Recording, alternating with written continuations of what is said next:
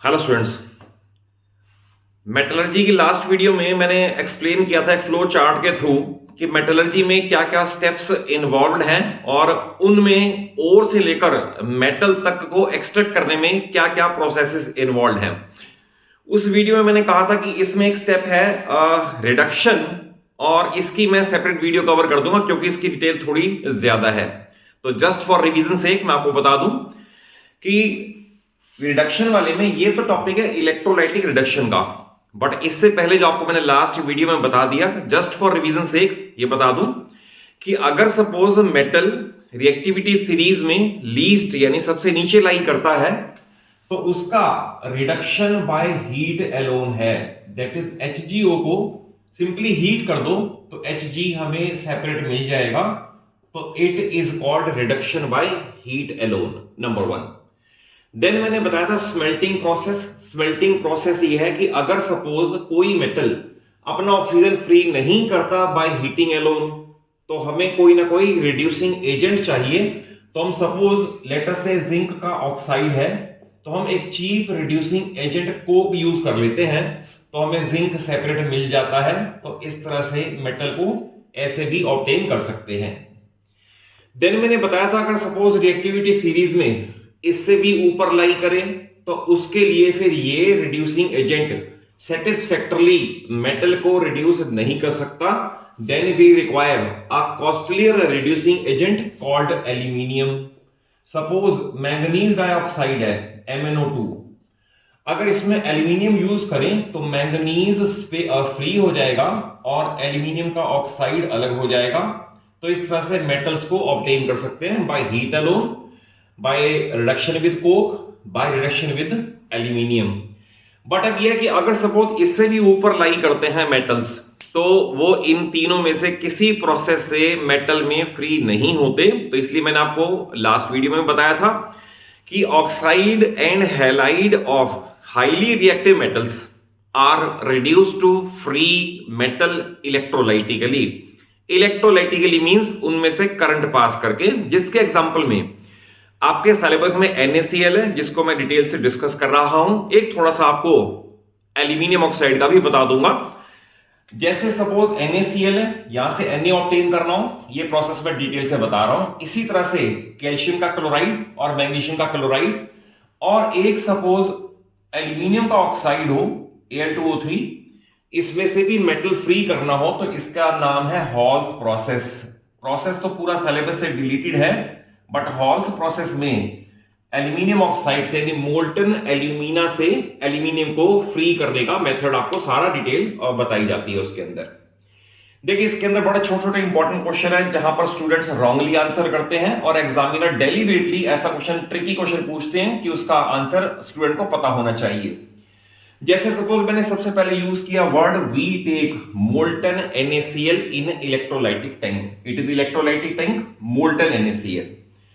अब क्वेश्चन है what will happen, number one पहला question, what will happen if we do not take molten NaCl rather we take solid NaCl। यानी इसके अंदर NaCl solid डाल दें, ये दो इलेक्ट्रोड हैं जो बैटरी के पॉजिटिव से कनेक्ट किया वो एनोड और नेगेटिव वाला कैथोड, और ये की है सर्किट को ऑन करने के लिए। तो पहला क्वेश्चन ये है कि अगर सपोज मोल्टन ना लेके सॉलिड NaCl ने तो क्या होगा, क्वेश्चन आ सकता है। तो इसका फिर आंसर ये है कि अगर सॉलिड NaCl होगा तो सॉलिड NaCl में ions are closely packed, they are not free to move, यानी रिएक्शन स्टार्ट ही नहीं होगी। रीजन बीइंग सॉलिड NaCl के अंदर आयंस क्लोजली पैक्ड है और फ्री है नहीं मूवमेंट के लिए, reaction will not start. But अगर सपोज ये क्वेश्चन पूछे can we take aqueous NaCl, aqueous means containing lot of water, यानी नमक का सॉल्यूशन तैयार कर लें, NaCl इन वाटर तैयार कर लें, तब तो हो जाएगा, आयंस की मूवमेंट हो जाएगी। तो इसका तो आंसर है यस कि आयंस की मूवमेंट हो जाएगी। तो देन क्वेश्चन ये है कि then will we be able to obtain sodium metal, तो उसका आंसर नो है। अब उसका आंसर नो क्यों है, उसका आंसर ये आयंस की मूवमेंट फ्री हो गई, आयंस से ट्रेवल करेंगे, रिएक्शन ये मैं समझा रहा हूं, रिएक्शंस होंगी, सोडियम मेटल भी ऑब्टेन होगा, ये भी पक्का है कि सोडियम मेटल ऑब्टेन हो जाएगा। Then where the problem occurs, problem ये है कि आपने ले लिया aqueous. Aqueous means lot of water. तो जो फ्रेशली प्रिपेयर्ड सोडियम मेटल है वो वाटर से रिएक्ट करके सोडियम हाइड्रोक्साइड और हाइड्रोजन गैस में कन्वर्ट हो जाएगा। हमें कैथोड पे सोडियम मेटल नहीं मिलेगा, instead we will get hydrogen gas. तो इसलिए वर्ड कितना इंपॉर्टेंट है, मोल्टन NaCl। और इसके ऊपर क्वेश्चन क्या पूछे जा सकते हैं वो भी बता दिया आपको। अब क्वेश्चन है अगर मोल्टन NaCl में यानी इतना just small amount of water कि आयंस मूवमेंट के लिए फ्री हो जाए, इट इज मोल्टन, पेस्ट की फॉर्म में। अगर सपोज आपने की प्रेस की और करंट पास करना शुरू किया तो सबसे इंपॉर्टेंट यही है कि सोडियम मेटल ऑब्टेन कैसे होगा, what are reaction at cathode and reaction at anode. तो देखिए इसके अंदर अगर सोडियम क्लोराइड का Na+1 और Cl-1 आयंस स्प्लिट हो गए हैं ड्यू टू मोल्टन स्टेट, तो we know that opposite charges attract each other. तो what we will write that sodium ions being positively charged they rush towards cathode. और cathode में जाके वो क्या करेंगे ये भी आपको बता दूं। देखें आपने पहले पढ़ रखा है सोडियम 281, ये एक इलेक्ट्रॉन लूज करता है, it is called loss of 1 electron, तो आयन बनता है 28। अब इसमें उल्टा रिएक्शन है, आयन से एटम बनना है। तो देखिए मैंने ये लिखा है reaction at cathode, sodium ion being positively charge rush towards cathode where each sodium ion gain 1 electron to change into sodium atom. So that is sodium atom starts depositing at cathode. Sodium atom यहां पर deposit होने शुरू हो जाएंगे। Then what about chloride ions? So we will write chloride ions being negatively charged rush towards anode. ये इधर की तरफ आएंगे। अब इसका भी देखें आप, अगर सपोज क्लोरीन एटम होता है तो ये आपको पता है 17287 है, ये एक इलेक्ट्रॉन गेन करता है तो क्लोराइड आयन बनाता है, क्लोराइड आयन। अब हमारे पास आयन है तो आयन वाले में उल्टा होगा, इलेक्ट्रॉन का लॉस होगा। यहां गलती मत करना, आपको मैंने कॉन्सेप्चुअली समझा दिया है कि एटम से आयन बनने में क्या होगा, एंड उल्टा। तो इस केस में हम लिखेंगे कि chloride ion being negatively charge rush towards anode where each chloride ion loses 1 electron to form chlorine atom। तो ये एटम में कन्वर्ट हो जाएगा, यहां मैंने बना दिया ये।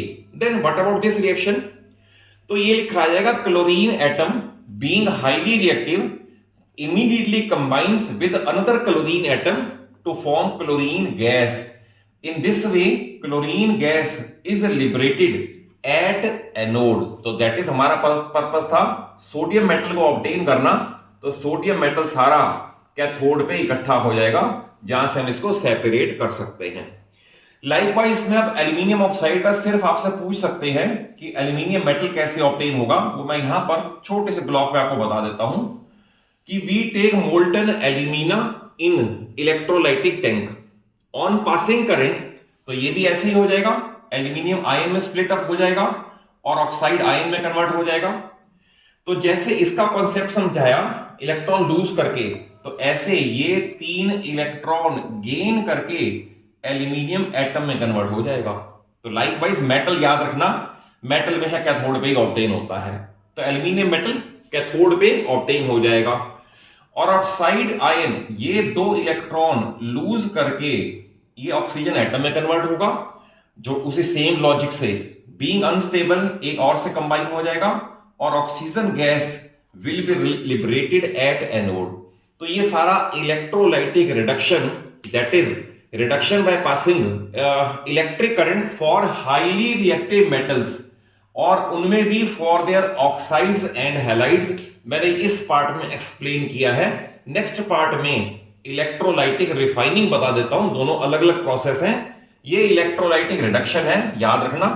रिडक्शन वो प्रोसेस है जब हमें मेटल नहीं मिला, रिफाइनिंग वो प्रोसेस है जब हमें मेटल मिल चुका है बट उसके अंदर इंप्योरिटी हमें हटानी है। इलेक्ट्रोलाइटिक रिडक्शन के बाद ये टॉपिक है इलेक्ट्रोलाइटिक रिफाइनिंग का। तो कॉपर, निकल और सिल्वर मेटल इसी मेथड से ही रिफाइन किए जा सकते हैं।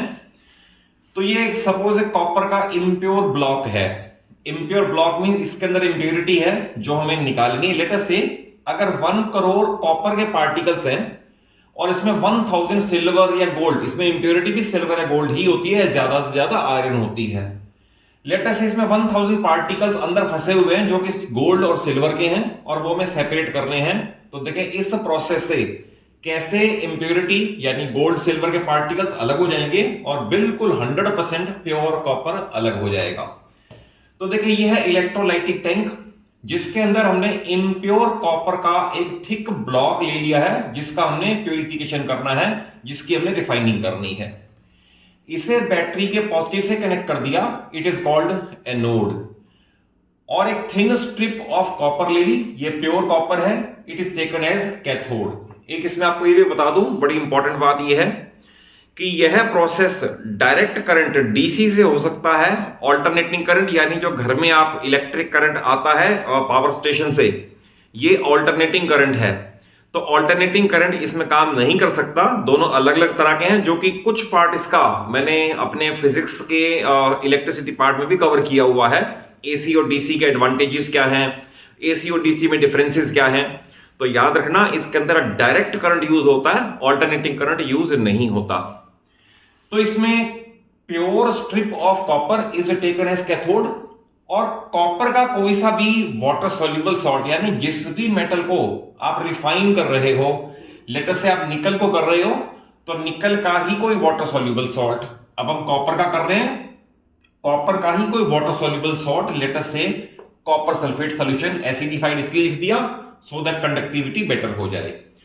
वो लेना है एज इलेक्ट्रोलाइट। इसमें ये पूछ सकते हैं बड़े छोटे छोटे क्वेश्चन में कि what is taken as electrolyte, what is taken as cathode, what is taken as anode और what are reactions at cathode and anode. अगर बड़ा क्वेश्चन ना भी आए तो इंटरमीडिएट छोटे छोटे क्वेश्चन बनते हैं। तो ये सारा सेटअप करने के बाद जब हम की प्रेस करेंगे तो देखिए केमिकल रिएक्शंस क्या होंगी। इसमें कॉपर भी है और सल्फेट भी है, SO4-2 सल्फेट भी है। आप ये देखें कि जब करंट पास करेगा तो कॉपर आयन पॉजिटिवली चार्ज है, ये नेगेटिवली चार्ज कैथोड की तरफ जाएंगे और कैथोड की तरफ जाके हर कॉपर आयन 2 इलेक्ट्रॉन रिसीव करेगा और 2 इलेक्ट्रॉन रिसीव करके कॉपर एटम में कन्वर्ट हो जाएगा।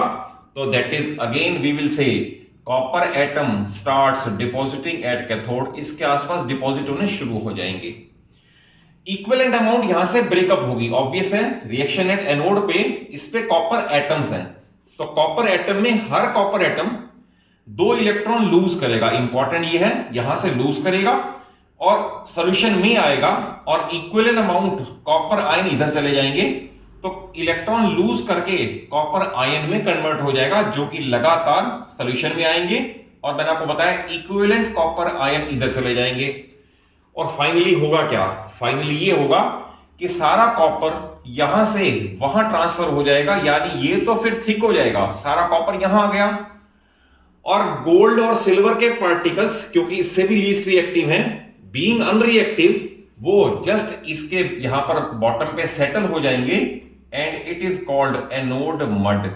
तो देखें एनोड मड, कहने को एनोड मड है, अदरवाइज गोल्ड और सिल्वर के पार्टिकल्स भी प्योर स्टेट में जो इसके अंदर प्रेजेंट थे वो मिल गए और पूरा का पूरा कॉपर यहां से यहां सारा ट्रांसफर हो गया and we get pure copper और एट कैथोड, यानी रिएक्शन तब स्टॉप हो जाएगी जब ये सारा एनोड फिनिश हो जाएगा या आप सारा इधर ट्रांसफर हो जाएगा, देन रिएक्शन विल स्टॉप। तो इस तरह से ये टॉपिक है इलेक्ट्रोलाइटिक रिफाइनिंग ऑफ कॉपर का। और अगर कॉन्सेप्चुअली अच्छा लगा हो, समझ आया हो तो वीडियो को जरूर एक अच्छा सा लाइक दें, अपने सभी फ्रेंड्स को, सभी क्लासमेट्स को शेयर कर लें और चैनल सलूजा क्लासेस को जरूर सब्सक्राइब कर लो। रीजन बीइंग पूरी फिजिक्स, केमिस्ट्री और मैथ्स पूरी 9th और 10th की मैं आपके अपने चैनल पे आपको अवेलेबल करवा रहा हूं। Thank you for watching the video.